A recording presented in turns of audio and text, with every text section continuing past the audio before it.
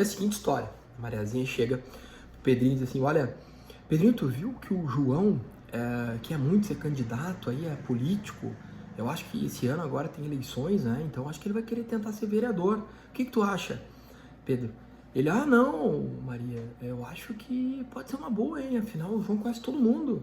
É bem político mesmo, conhece todo mundo, se relaciona bem. Olha, eu acho que vai ser um político bom, talvez até vote nele. Ela, tá.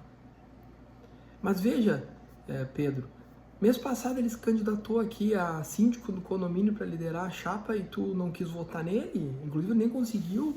Por que agora para vereador tu votaria? Aí, na história, o Pedro diria, não, mas aí é diferente.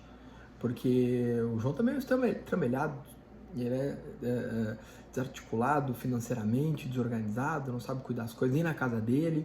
Aqui no condomínio, não. Aqui no condomínio tem que saber administrar o dinheiro, fazer o recolhimento, não deixar as pessoas ficarem devendo, gastar com temperança, fazer fundos de reserva, cuidar da jardinagem, problemas no prédio e tudo mais. Então, para síndico ele não serve. Vejam, olha que loucura, né? Que desconexão da realidade esse tipo de historinha nos mostra. Vejam, e isso não é uma coisa isolada. Se nós formos trazer isso em grande escala, várias pessoas, às vezes até subconscientemente, têm esse tipo de racional. Ou seja, imaginar que para ser político, o atributo que vale é conhecer todo mundo, é ser bom de relações públicas, no sentido de se comunicar bem, falar, enfim, tá indo sempre em festa, tudo que é evento.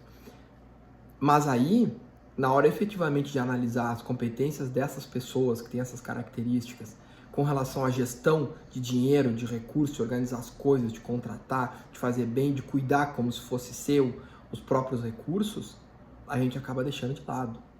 Isso é muito comum. E talvez esse viés que as pessoas acabam incorrendo seja o responsável por colocar nas câmaras de vereadores, nas prefeituras, nas assembleias legislativas, até no Congresso Nacional, né? Pessoas que não têm a mínima capacidade de gestão básica de recursos, de entender que é necessário administrar um fluxo financeiro. Vejam, isso é um problema muito sério. Agora vamos dar outro exemplo aqui para a gente pensar outra coisa. Pensem que quando a gente vai fazer uma festa, a gente normalmente faz o quê? Reúne o pessoal, tem um ou dois que vão liderar a situação toda, vão arrecadar os recursos das pessoas, vão escolher os melhores fornecedores, vão comprar as coisas, vão ver quem vai botar a música, a bebida, o salão, onde vai acontecer, essas coisas todas. Vão pesquisar melhores preços, ponderando com a qualidade, para o que o pessoal ali da festa quer. Vão ser muito probos em recolher exatamente o valor necessário, fazer os pagamentos, e aí, se sobrar, vão devolver. E ai de quem administrando uma festa no âmbito de amigos não age assim. Caso esse cara contrate, por exemplo, o DJ mais caro porque é amigo dele, em detrimento do outro que era melhor e mais barato, as pessoas vão ficar furiosas, talvez vão cortar relações, nunca mais falem com essa pessoa. Porque aí existe uma proximidade clara.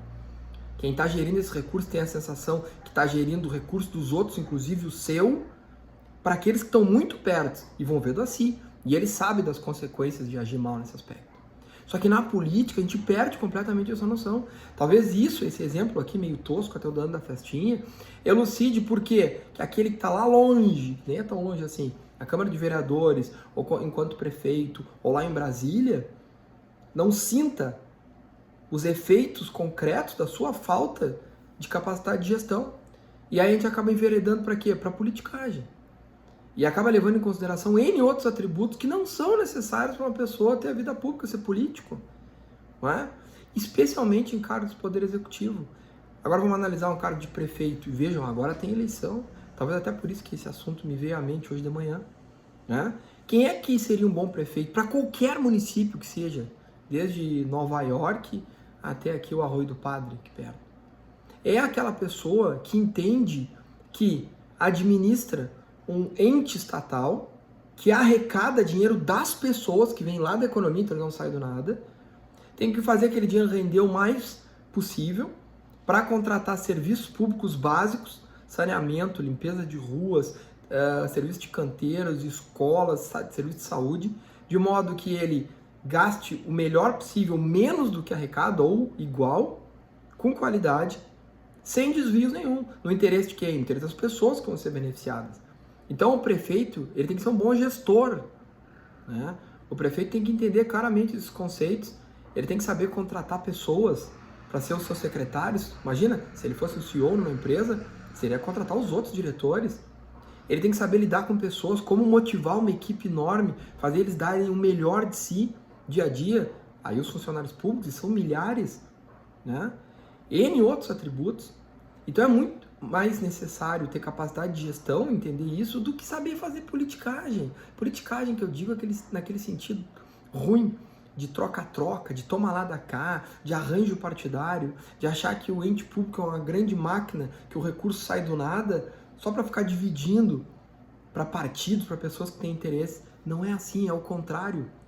Chegou um momento na sociedade que era preciso se organizar em órgãos públicos que arrecadassem recursos da própria sociedade, do desenvolvimento econômico, da circulação econômica, para que se regrasse a vida das pessoas e apoiasse aqueles que não têm tantas condições, que se sentiriam fragilizados, e organizasse a vida em sociedade. É para isso que servem os órgãos estatais, seja eles qual for. É óbvio que se não houvesse, a vida ia ser uma bagunça, uma anarquia total. Imagina, cada um ia fazer o que bem entendesse. Então a gente precisa, sim, nesse regime estatal moderno, atual, que a gente vive, baseado em princípios democráticos e em república, de coisa pública, um ente que arrecade, organize, defina as leis, imponha padrões de conduta, faça punição, julga as pessoas, enfim, tudo dentro de uma sistemática organizada, dentro de um regime legal, que é o que a gente escolheu. Só que as pessoas que estão lá na frente, gerindo isso tudo, têm que ser muito mais gestores, bons gestores, competentes gestores, trabalhadores, altruístas, do que políticos profissionais, que estão muito mais acostumados com aquela arte nefasta da negociação, do troca-troca. A negociação pura por interesse. Eu tenho uma conduta porque eu quero acomodar um outro para que ele faça algo que me agrada. Eu não estou dizendo que o político não tem que ter a capacidade de fazer política. É óbvio que sim. Ele tem que acomodar interesses, bons interesses. Então, um bom vereador sabe que ele vai ter que ouvir os outros partidos para entender os interesses legítimos desses outros partidos e ver o que aquilo se adequa com os dele, para decidir como ele vai votar, para decidir como ele vai se portar, né? Então, agora, nessas eleições, uma coisa que eu tenho orado bastante, inclusive pedindo, é que as pessoas sejam um pouco mais iluminadas na hora de escolher e decidir em quem votar, e escolham menos aqueles atributos da historinha que eu falei, da Mariazinha e do Pedro, de ser conhecido, de conhecer todo mundo, ser famoso, e muito mais em atributos de pessoas boas, de gestão, de controle de recursos. Então, quem que eu tenho que votar? No cara que eu acho que é um bom síndico, no cara que eu acho que organizaria muito bem a festinha lá dos meus amigos, do cara que sabe se relacionar respeitosamente, mas entende a posição dele ali de servir e arrecadar o máximo possível dentro das regras legais, gastar da melhor forma possível e entregar o básico para a população. É o básico que as pessoas precisam. E básico aqui é saneamento, pavimentação de ruas, escolas que funcionem com professores bem remunerados, bem equipados, serviço de saúde com médicos, enfermeiros, técnicos de enfermagem, medicamentos, enfim, são coisas básicas, coisas que vêm da gestão, não é da politicagem, né? Os partidos políticos não apertam um botão lá e fazem imprimir moeda, dinheiro, para sair distribuindo para assessores, CC, pessoas muito mais interessadas em saber o que vão receber no início do mês, do que entregar realmente para a população. Talvez se a gente agisse assim e pressionasse mais e fizesse as pessoas que estão lá sentir o efeito prático de más decisões, eles pensariam duas vezes. Ou até nem sequer se candidariam, seriam candidatos, desculpa, a cargos públicos, porque o ônus, o fardo seria muito grande, e não valeria a pena.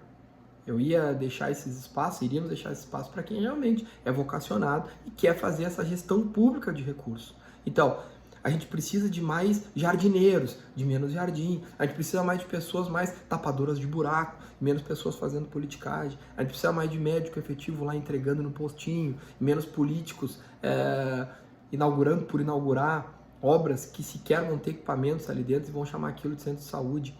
As pessoas precisam disso mais básico. O problema todo é que muitas vezes as próprias pessoas colocam essas pessoas que vão decidir lá, não têm essa capacidade reflexiva e não se dão conta que é muito mais simples do que parece. Na hora de escolher o vereador, eu vou escolher o que é o melhor gestor, o mais honesto. Nem sempre o que é melhor de conversa, o que é melhor de promessa, o falador, o falastrão, tá? Eu sei que é difícil, mas se a gente tivesse essa capacidade, muito possivelmente as coisas públicas iam estar melhor administradas, né? Enfim, o que parece para vocês? Falei muita bobagem aqui ou não? Só o que eu penso sobre isso agora nesse ano eleitoral, pra gente começar já a se preparar para esse pleito que vem aí. Valeu, abração para todos.